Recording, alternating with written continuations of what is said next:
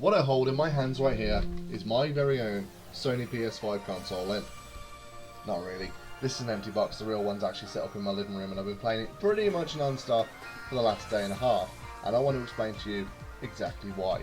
The PS5 is, as the name points out, the 5th PlayStation that Sony have released, and I'm going to be honest with you guys, I'm going to sum it up in one word, exactly how I feel about the PS5.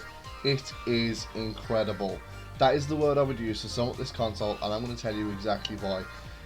For months I've been hyping up these brand new features such as haptic feedback, and you know what, haptic feedback deserves all the hype it was going to get because it's absolutely incredible.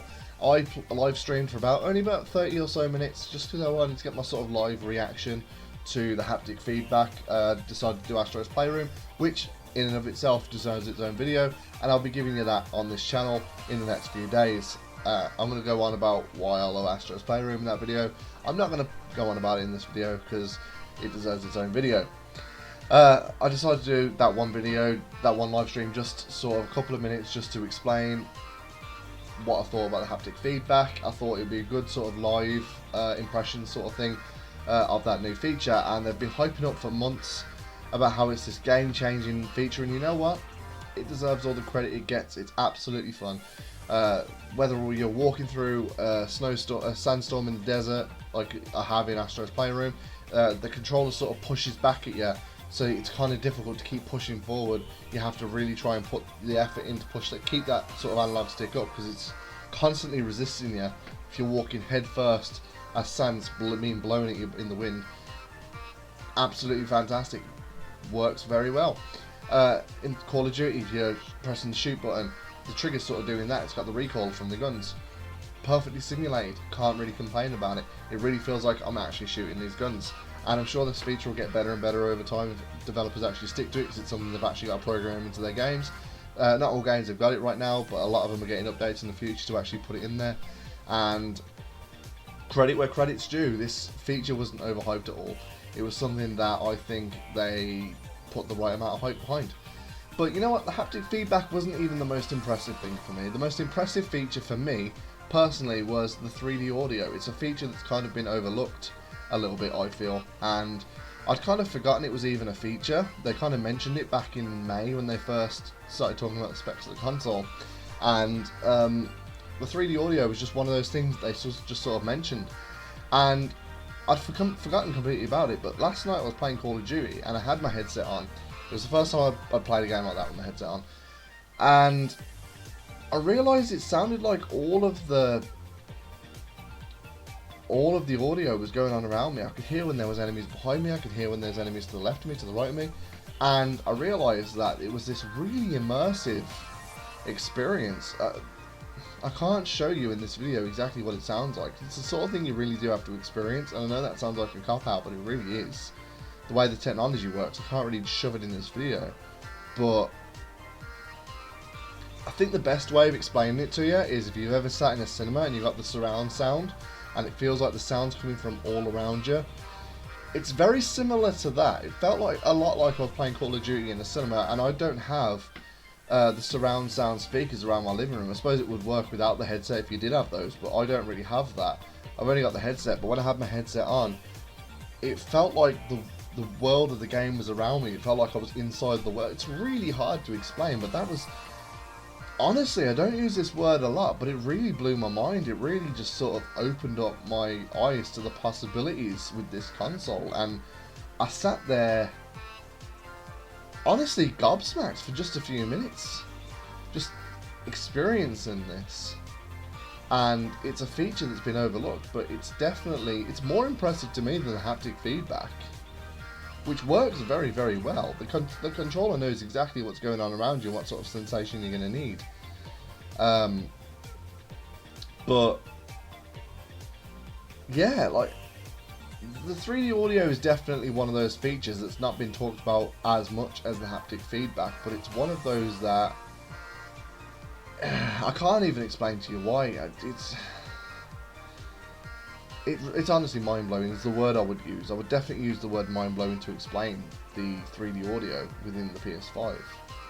On top of that as well, you've got 4K support, which I can't utilise at the moment because my TV It's 4K ready, but it doesn't have HDR apparently. I'm not sure what's going on with that, so I'm going to have a look. Ray tracing is absolutely brilliant. It's really improved the visuals. I tried playing a match on Call of Duty with ray tracing turned off, and I played it with ray tracing turned on. On or off, it didn't really affect the performance of the console. It was able to keep its frame rate. It was able to just play the game perfectly fine either way. So I kept ray tracing on because it looked incredible. And the differences between the two are very stark, and it's very easy to tell the difference between the two. You also have to remember as well, I'm coming from the base PS4, not the PS4 Pro, so a lot of the improvements for me are going to be even bigger improvements than they would be if you're coming from the Pro. But even if you're coming from the Pro, I really think you're going to really appreciate a lot of the nuances and a lot of the improvements that are on the PS5. One of the main ones being the loading time for games. GTA 5 is a good example. They haven't even optimized GTA 5 for the PS5 yet. I know they are re-releasing it for the console, but they haven't quite done it yet. So the one I'm playing at the moment is the unoptimized PS4 version. And there's no real difference between GTA 5 on the PS4 and the PS5 right now. It's literally the same game, just one's running on the PS5. And to give you an idea on how fast it is, on the PS4 it takes, what, 5-6 minutes to load up a game? On the PS5 it took me just over a minute to get into GTA Online. That's a huge improvement, and that's not even the optimized version. I'm fully expecting the optimized version to take, what, 30 seconds, 20 seconds maybe? I don't know, I'm looking forward to that. Obviously I'm a big GTA fan, there's a lot of GTA content on this channel, and I'm going to be getting the PS5 version when they actually optimize it for the console, because there's probably going to be a lot more content in there as well. Downloading the game as well, even Call of Duty, which are known for having very, very big files, probably uncompressed as well, took 8 minutes to download. Like, that's incredible to me.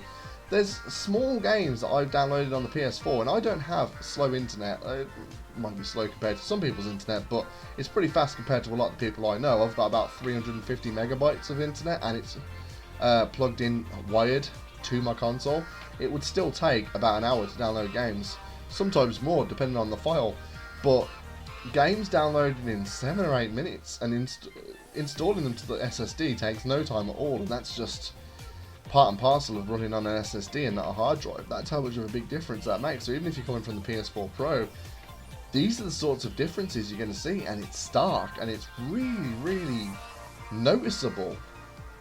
The downsides to the console right now obviously are the fact that you cannot buy an SSD upgrade, which is fine by me at the moment, because I'm pretty sure the last time I checked, and there's a lot of rumors and reports going around, but the last I've heard is that not every SSD is going to work on the console. You need very specific, what is it now, NVMe 4.0 PCIe M.2 drives, I think is the name of it, and I don't even think it's all of those. I think it's only very specific ones. So I think Sony are trying to make sure we don't waste our money, which I obviously appreciate that. Thank you, Sony, for not making me waste my money. So I think they're still trying to compile that list of workable SSDs. There's a lot of SSDs going up on the internet right now saying compatible with the PS5. I'm going to wait to see what people like Review Tech USA and people like that say when it comes to good SSDs to get, compatible SSDs. I'm not running out of space, but I've not got a comfortable amount of space left. I've got about 200 gig free basically, and most of my games are PS5 games. Some of them are PS4 games. I've got Tony Hawk, Grand Theft Auto 5, Black Ops Cold War, Bugsnax, Astro's Playroom, Persona 5. So a lot of big files, and I've still got 200 gigabytes, so I'm not in desperate need for it. I've ordered an external hard drive, which I'll be moving Tony Hawk and GTA and stuff onto. I don't know how that's going to affect the load times. I'll probably do another video reporting on that, maybe. I don't know. Don't hold me to that, because I might not. But I'm waiting for that to come in the post. So it depends on how many games you're going to use and all that sort of stuff. Whether or not the lack of being able to expand the SSD is a deal breaker for you right now or not. I just know that that's not going to be the case forever, and Sony are going to release a list of compatible SSDs and probably a software update as well that allows you to actually upgrade it.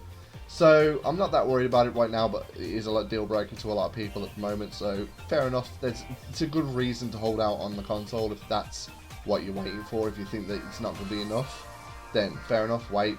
If it's that much of a deal to you, a big deal to you, I'm not going to tell anyone they're wrong for doing that. But for me, the upsides definitely far outweigh the downsides. Speaking of the upsides, coming from the base PS4, one of the biggest issues I had was noise. Now, I edited it out of a lot of the videos I put up on this channel, but when I'm live streaming on Twitch at twitch.tv/JamesTheThunder, cheap plug, when I was live streaming on there, I couldn't hide it. My console sounded like a jumbo jet. It sounded like SpaceX were about to launch their Mars mission. It really sounded like my PS4 was just going to up and fly out the window.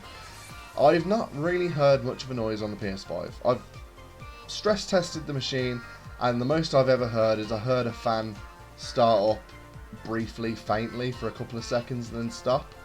Obviously, consoles are going to do that. I'm happy that it does that rather than sounding like a jet engine, which also, granted, was the fan as well in the PS4.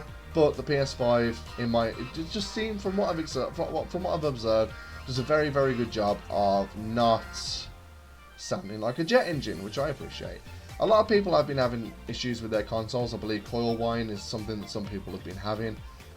You've got issues like the rest mode glitch with Sony's with Spider-Man Miles Morales as well, and things like that, which are little sort of technical bugs that Sony's going to iron out with updates as time goes on. I've not really had anything like that myself. My console's been working pretty much perfectly. There was one small little hiccup yesterday where it kind of powered itself down randomly, and then when I started it back up, it asked me if I wanted to send a report to Sony, which I never do that anyway. But apart from that, like, there's not really been any sort of issue that I can pick apart that my PlayStation's really had. It's run pretty much smoothly since I got it. So I personally don't believe that day one consoles are more likely to die or pack up than later generation consoles, because it's the way I see it. It's a bit like hearing all the news from local news sources and then thinking that your area is basically going to start having the purge. You know, you hear about more crimes in your area than you do halfway across the country. You're going to assume your area is more real with crime.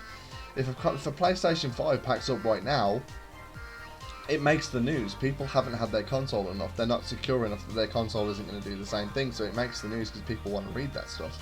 A console packs up in a year, no one's going to care. You know, it's going to have to be a big issue for a PlayStation packing up to make the news, like something that affects millions of consoles or something like that. But no one's going to care in a year if one console packs up. But people care right now. So I think it's more just sort of media, not bias, I guess, but you hear about it more at the moment, so you assume it happens more often.